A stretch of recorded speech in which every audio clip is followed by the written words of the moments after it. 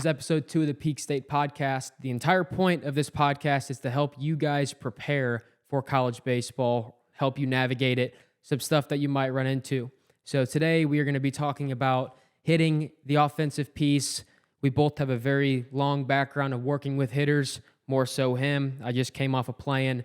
But there are some things that you might run into offensively at your program that if you're not prepared for it can kind of catch you by surprise. So that's kind of what we're going to talk about today and kind of help you go through that. So you want to kick this thing off? Yeah, absolutely. This experience is going to be different than what you're used to.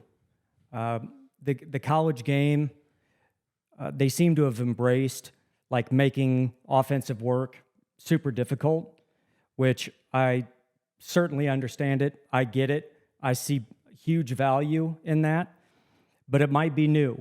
It might be something that you're not accustomed to. Mm-hmm. And I'm telling you right now, it's going to be difficult. Simulated high velo off of a machine, if you're not used to that, that can be pretty tough. Yeah. It can be frustrating. Mm-hmm. But I'm telling you right now, avoid that temptation of complaining, chirping, pissing and moaning.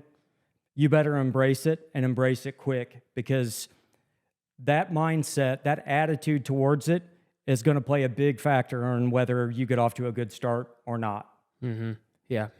That's you a follow massive. What I'm saying? Oh yeah, and that's a massive issue that has spread like a plague across college baseball. Guys come into campus, head there in the fall, and next thing you know, they're facing 100 off the machine, and they're facing what's supposed to be like Bumgarner or Kershaw's slider off the machine. And I get the premise, and it does help. It does make you better.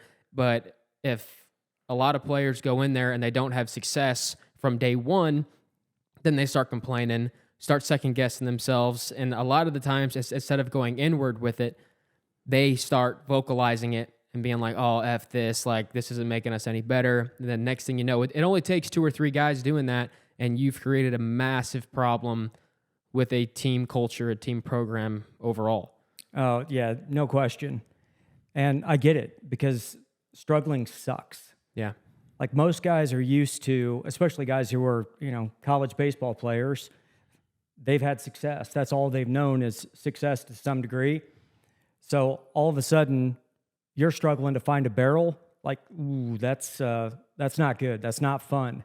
So I get it. But just know this. If you take the attitude in where, okay, if I start pissing and moaning about it, I'm giving in. I'm giving up. I'm giving in to the fear, because that's all that is. Guys don't sit around and chirp the workouts from a standpoint of like, having courage and guts. I mean, that's you giving into the fear, and you just can't do it. Yeah. You can't give into that. Be better than that. Yeah. Because you're going to want to. Oh, for sure. The ego flares up, and you're used to just barreling everything, and now all of a sudden you can't find a barrel. Ego just kicks in, man, for all of us. Oh, yeah. None of us are immune to that. You just got to be aware of it. Mm-hmm.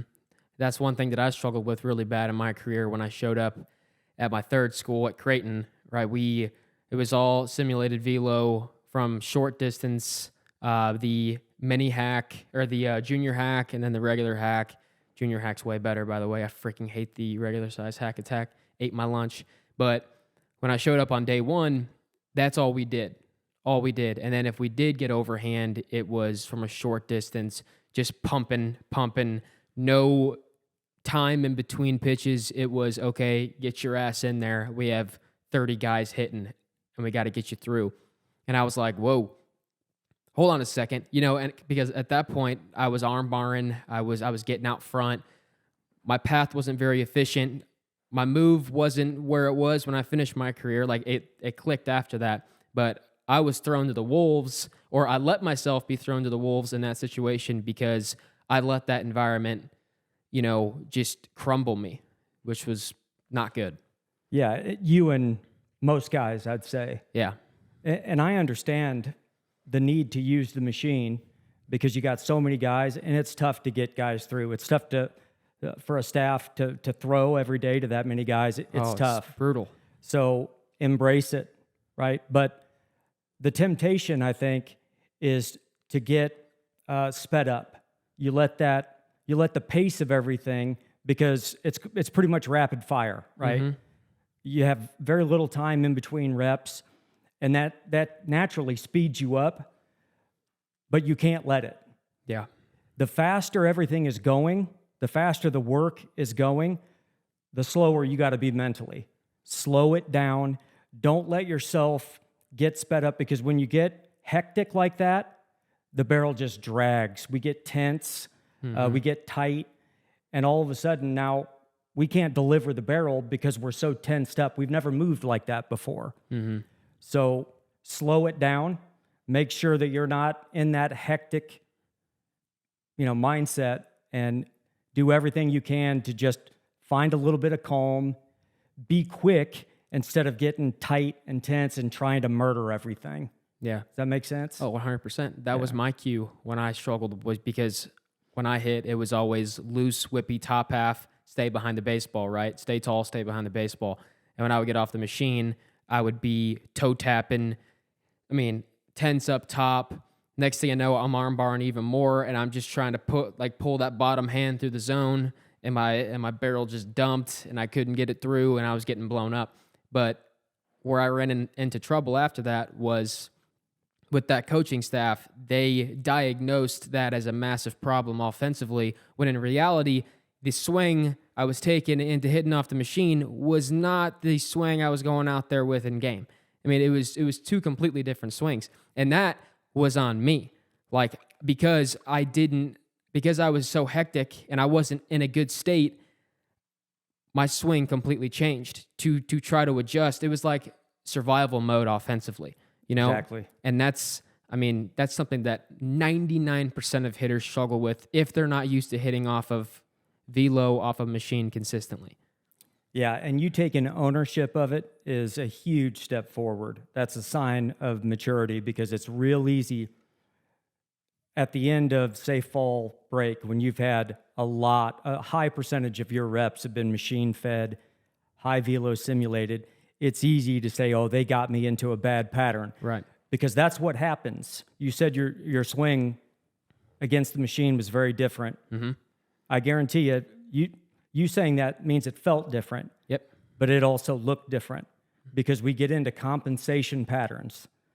Our brain will not, for most of us, especially if we let ourselves get hectic and we let the ego take over, our brains cannot handle failure like that. Mm-hmm. So we start doing whatever we have to do to find a barrel. And for most guys, that is, they abandon their direction.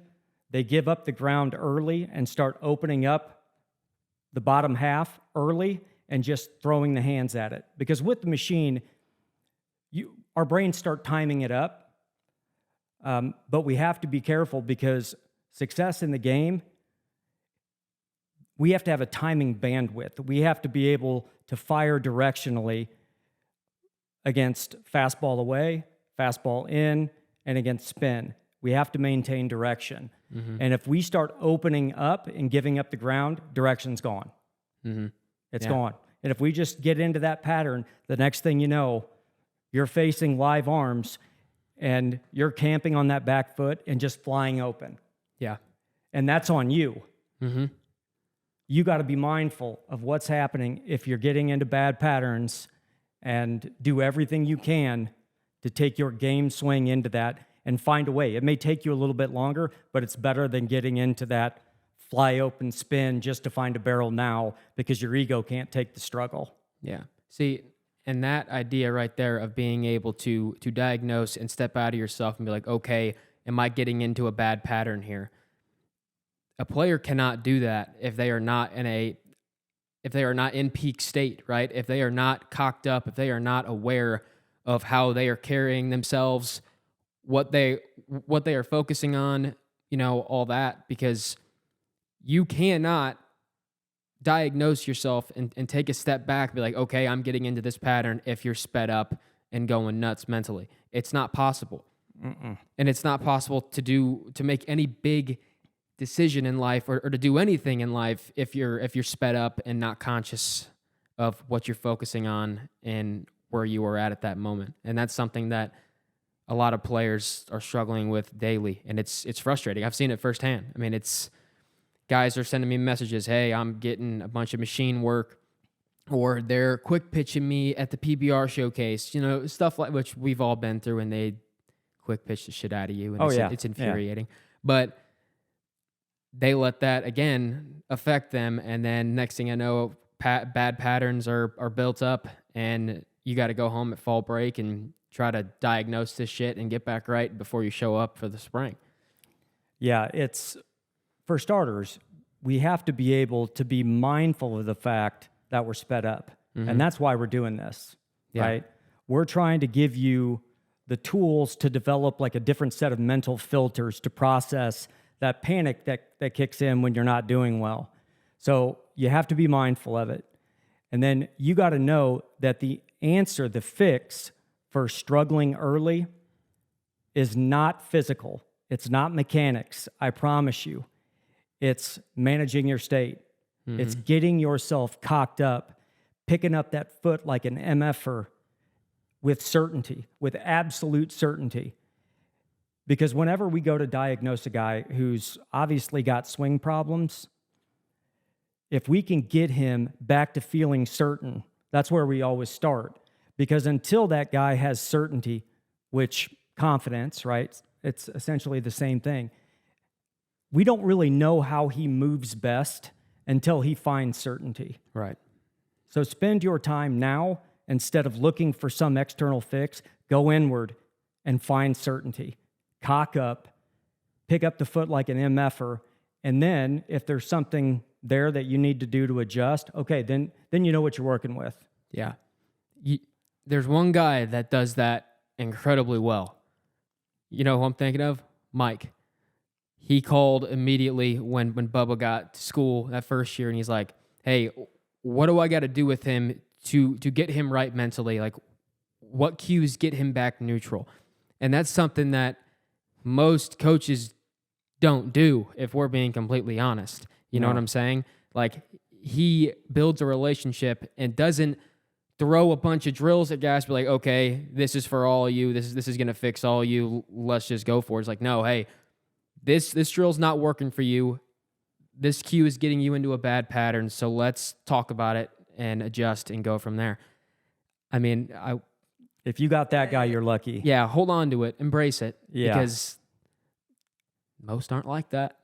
No, every hitter would love to have a coach who's seeking to understand what his feels are, what his cues are, like what works for him internally to help him get right.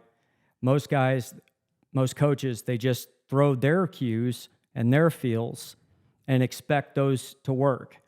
But if you're one of those guys that coaches hitters, it's good to dig in and understand what helps each one of those guys get right. Now, that's easy for me to say because I work with hitters one-on-one or in a small group setting. Yeah. I don't have dozens of guys that I've got to get through. That's hard. Oh, yeah. That's super hard. But if you do have a guy that's going to dig in and find out what works for you, yeah, love on that guy. Yeah, hold on to him. Southeastern did the same thing, man. Guys awesome guys that were tuned up, guys that had, I mean, we had a variety of different hacks on that team. We had Bo, who just was the direction king, D-cell king. Yep. And then we had, other guys like Sam, who was a super loose mover, just two totally different hitters. But they're like, all right, whatever gets you right, go. And that's probably why we won the World Series that year, and why Southeastern is so good every single year. Yeah, absolutely. And by no means is my next comment trying to take anything away from the coaching staff, because those guys are phenomenal. But having a bunch of absolute monsters helps.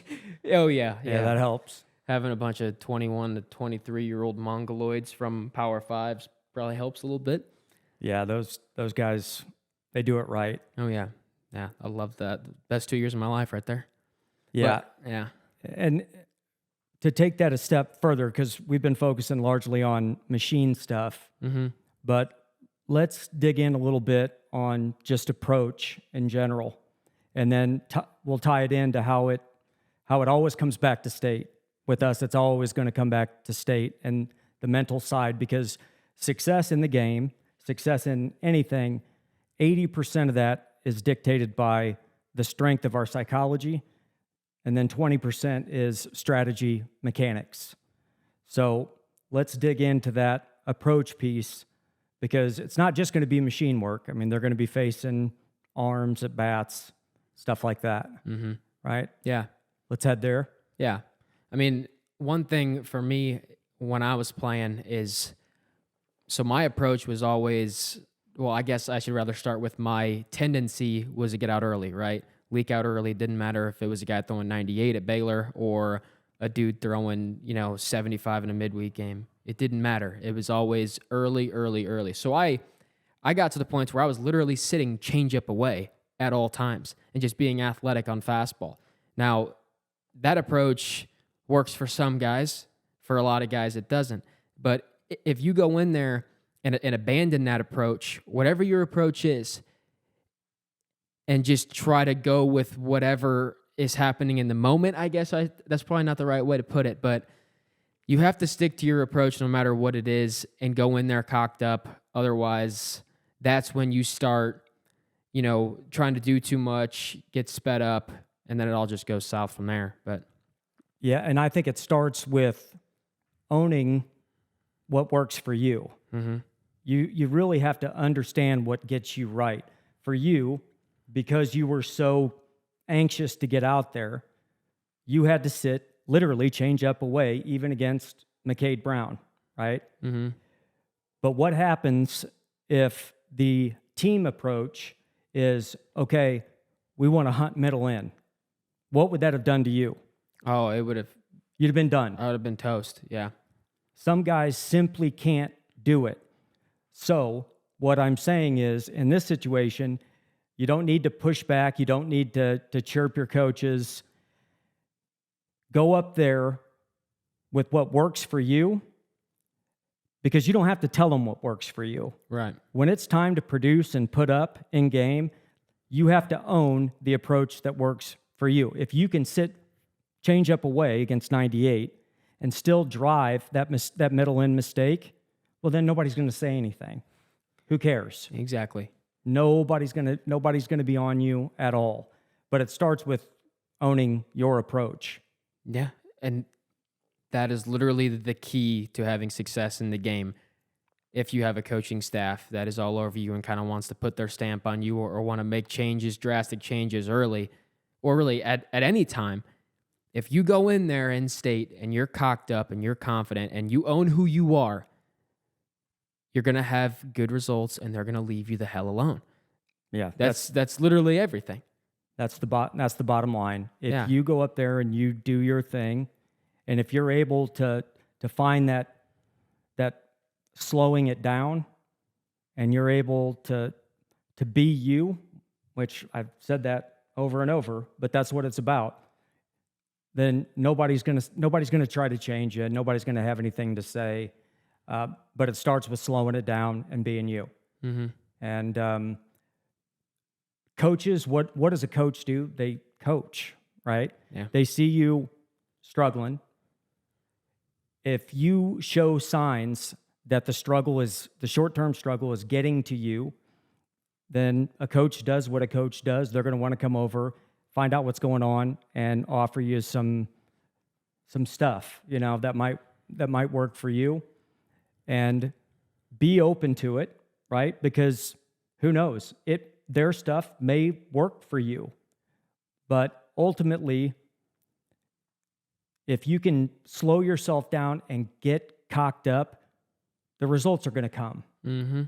Right? If you can avoid the panic, pick it up with certainty, the results are right around the corner.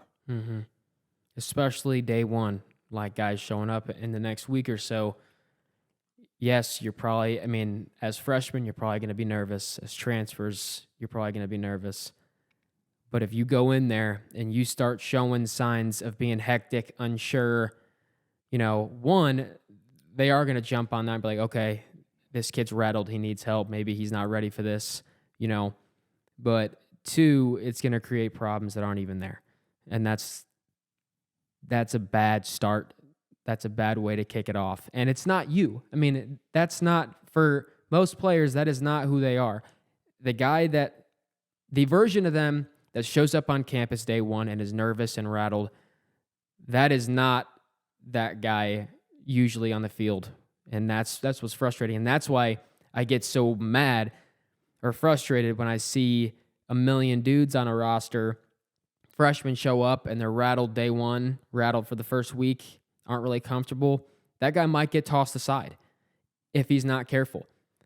And that's something that you shouldn't be afraid of it, because we can't go into the game fearful in any capacity. I don't give a shit what it is. But you have to be mindful of that, and you have to be mindful of your state from day one. Yeah. How you're carrying yourself, your physiology, but also you got to manage your focus. Mm-hmm. Because it's real easy when you find yourself struggling and there's all these guys and you feel like you're getting sorted out. It's easy to focus on the wrong things, to let that fear creep in. So we've got to be mindful of that. If we've had, say, 2 days of just getting blown up by the machine, I mean blown up, it's going to be real easy to sit at home at night and think, I'm terrible at the machine. Like the machine, I just can't do it. And if we would do something else, then they'd see that I'm capable, that I can hit. And you know what? There are a lot of guys who are terrible versus the machine, but are really good in game. But what I'm telling you is the focus, you cannot let it go there. Mm-mm. You can't give in. You cannot let those thoughts linger to where you start developing a story like, I can't hit against the machine, because the machine's not going anywhere, man. Mm-mm. You have to embrace it. Tell yourself, I love the machine. I'm phenomenal against the machine. And cock up physically and start there. Yep. That's always worked for you. Oh, 100%. And for some people that might sound cheesy when you're struggling off the machine, say, oh, well, I'm fantastic off the machine. But it's not. That is literally the key to being mindful of the story and the associations you build up in times of struggle, right? I mean, that's one thing that I struggled with big time at Creighton, like I just talked about earlier. I had built up that association, but then I became mindful of it. I'm like, okay, I'm going to go in there after practice, before class, and head off the machine over and over and over again and figure out what cues I have to use to get myself right off the machine. And I ended up figuring it out in 2 days, because I'm like, all right, I'm getting too tight. Loosen up, go 60% hack, stay behind the ball, use the ground. And then I was back to being right. But unfortunately, a lot of players don't do that. As soon as they get done with practice and that machine's put away, they want to stay the F away from it, and they don't want to even go near it, which is the opposite of what you really should do. Yeah, especially with the machine, the example that we're talking about now, because that is not going anywhere. Mm-hmm. So you better fall in love with hitting off the machine. If it's something that scares you, then make that your priority. I'm going to conquer this. It's not, I hope I can conquer this. I'm going to conquer it. And then you do whatever you have to do to make that happen. Yep. Make a decision now that I'm going to be an absolute machine off the machine. Yep. Make a decision, a true decision, meaning there's no other possible outcome than me owning this damn machine within the next week. You know what I did starting at Heartland and then going to Creighton that helped me a lot with that, and you actually encouraged it, is I bought a cheap freaking notebook and I had a hitter's journal, right? And I would write down, okay, these cues got me to here, right? Staying tall, staying behind the base, staying behind the baseball, maintaining strong, good direction, that got me right. Because as hitters, if we aren't mindful, when stuff breaks bad or we start struggling, we start looking for a fix. But if it's not ingrained in your brain, like, okay, these are the cues that I worked on last week or last month that got me right, then you're in no man's land, and then you're searching for feels. I mean, I got made fun of big time at Heartland when I showed up for, I think it was over the winter inside, showed up with a journal, and I just got chirped nonstop. And I'm like, it is what it is. And that's the one thing that I kept doing, and I still write in a journal to this day, every single day, like, hey, these are what I need to do to get right. Now that my career is over, it's based on other stuff, mainly managing my state, but I will do this. Like, that's what I would write over and over again. So if you are a guy that's struggling with the machine or whatever it is at practice, I will figure this out. I am going to figure this out. There is power in writing that shit down. Oh, I agree. Just being able to record what feels worked for you in the moment, because it's easy to think, oh, I'm going to remember that because that feel helped. But 3 weeks from now, you may not be able to pull that one out when you need it. Yep. So it's great to be able to go back, read through your notes, and say, oh, man, I forgot that cue. Yep. I do that with my golf swing now. Yeah. I mean, I've got this recurring note. It's pages long now of cues that have worked. I find myself struggling. I go back to the note. I'm like, oh, man, those 2 cues that I said 6 months ago I was going to use from that point forward, I've forgotten them. I'd abandoned them. Mm-hmm. Don't trust your memory. No. Write it down. That helps. I mean, yes, our brains are the most powerful tool in the world, but there's so much going on around us. There are so many things that either your coach is trying to implement with you, or just life gets in the way, and it's very easy to forget the stuff that gets you back right. And that's one thing that I made an effort later on in my career. Like, okay, I'm going to own these cues. I'm going to own them, and I'm not going to try to find some other technical issue or technical fix to whatever's going on. I'm going to go back to these cues because I know when I use those cues, it gets me back right mentally, and it gets me in peak state to where I can go up there and hit no matter what. Because I don't care what anybody says.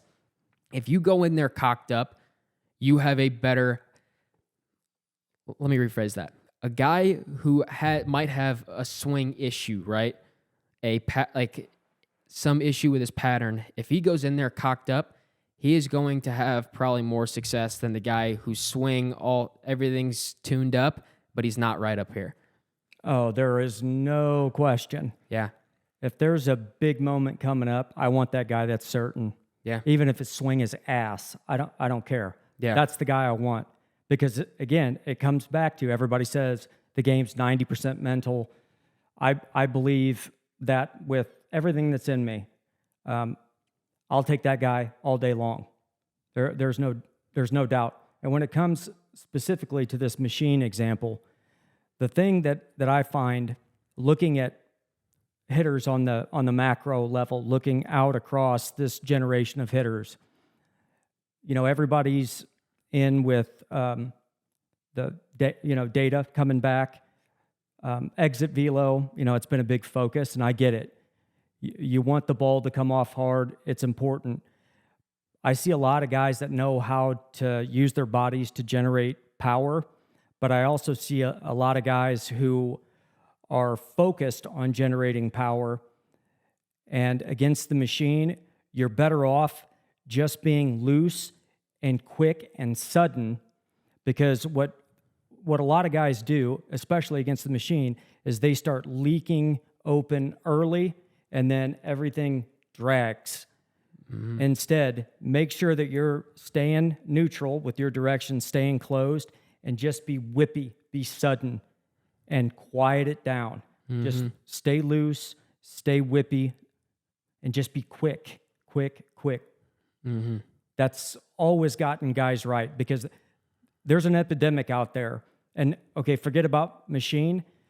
The epidemic is there are guys that, on the most part, on the macro, guys are just out too early. Mm-hmm. They want to get out and they want to elevate to pull side because that's sexy. That's what they do when they're in the cage and they hit one and they look back at the monitors to see what the exit velo was. Everybody's out early. And if I'm a right-handed guy and I can command the slider, and I know this guy is going to start opening up and leaking in all fastball counts, Nate Hardman, what's he going to do? spin, slider, spin. slider, 1-0 slider, 2-0 slider, 2-1 slider, and then you've got an entire lineup of guys who are so frustrated because they're getting carved. Mm-hmm. That's no fun. No. You've got to learn to stay closed, see it as long as you can, so that you don't have that leaking open thing, because that's what I think the machine can do that to guys if they're not mindful of it. Mm-hmm. Sit on the back leg, open early, and spin. Well, hitting off the machine does that, but I think what else leads to guys getting out early is showing up on campus and trying to freaking do too much, right? Oh, no question. I mean, that is a problem, especially young guys. You know, like they show up and they want to show that they can do damage, right? They are that guy, and then next thing you know, they're missing a fastball that's outer third, and they're like, what the hell's wrong? Like, I don't know what's going on. Everything feels right. But if you're not videoing, if you don't have someone watching that, then you just kind of feel like you're in no man's land, and that's the most frustrating, place to be in as a hitter. So. And that's why when you started sitting change up away and focused on staying loose and whippy, literally trying to see a ball long enough to drive it into that backside gap, that's why your exit velo and balls just started leaving the yard, even to pull side. Mm-hmm. You covered that inner half fastball against high velo so much better when you were loose and whippy and sitting change up away. Mm-hmm.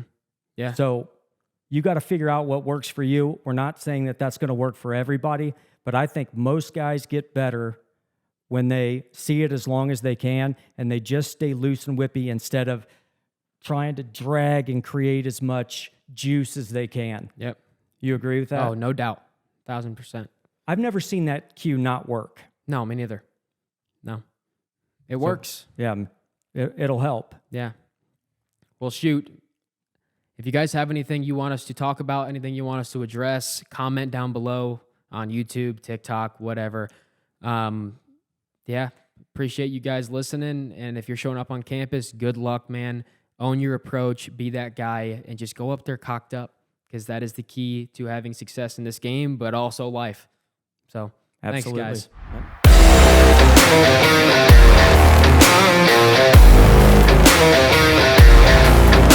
Yep.